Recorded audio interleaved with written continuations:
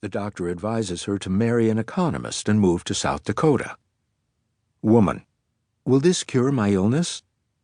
Doctor: No, but the half year will seem pretty long. We live in an age of growing polarization.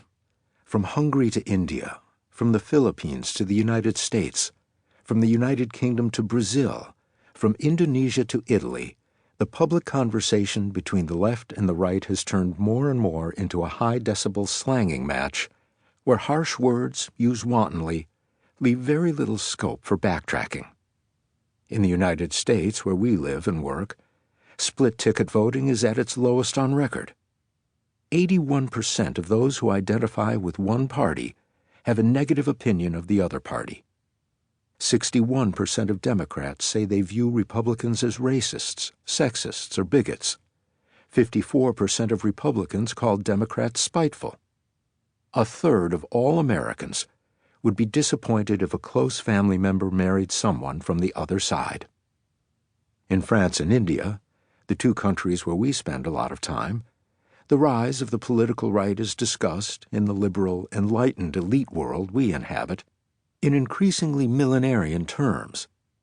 There is a clear feeling that civilization as we know it, based on democracy and debate, is under threat. As social scientists, our job is to offer facts and interpretations of facts we hope will help mediate these divides, help each side understand what the other is saying, and thereby arrive at some reasoned disagreement, if not a consensus. Democracy can live with dissent, as long as there is respect on both sides. But respect demands some understanding. What makes the current situation particularly worrying is that the space for such conversation seems to be shrinking. There seems to be a tribalization of views, not just about politics, but also about what the main social problems are and what to do about them. A large-scale survey found Americans' views on a broad spectrum of issues come together like bunches of grapes. People who share some core beliefs, say about gender roles or whether hard work always leads to success, seem to have the same opinions on a range of issues, from immigration to trade, from inequality to taxes, to the role of the government. These core beliefs are better predictors of their policy views than their income, their demographic groups, or where they live. These issues are in some ways front and center in the political discourse, and not just in the United States. Immigration, trade, taxes, and the role of government are just as contested in Europe, India, South Africa, or Vietnam. But views on these issues are all too often based entirely on the affirmation of specific personal values. I am for immigration because I am a generous person. I am against immigration because migrants threaten our identity as a nation.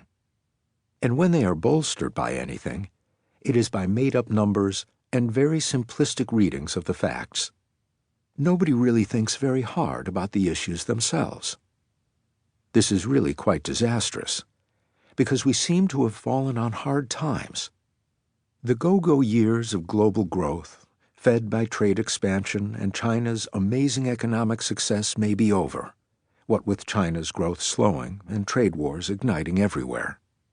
Countries that prospered from that rising tide, in Asia, Africa, and Latin America, are beginning to wonder what is next for them. Of course, in most countries in the affluent West, slow growth is nothing new at this point, but what makes it particularly worrying is the rapid fraying of the social contract that we see across these countries. We seem to be back in the Dickensian world of hard times, with the haves facing off against the increasingly alienated have-nots, with no resolution in sight. Questions of economics and economic policy are central to the present crisis. Is there something that can be done to boost growth? Should that even be a priority for the affluent West? And what else? What about exploding inequality everywhere? Is international trade the problem or the solution? What is its effect on inequality? What is the future on trade? Can countries with cheaper labor costs lure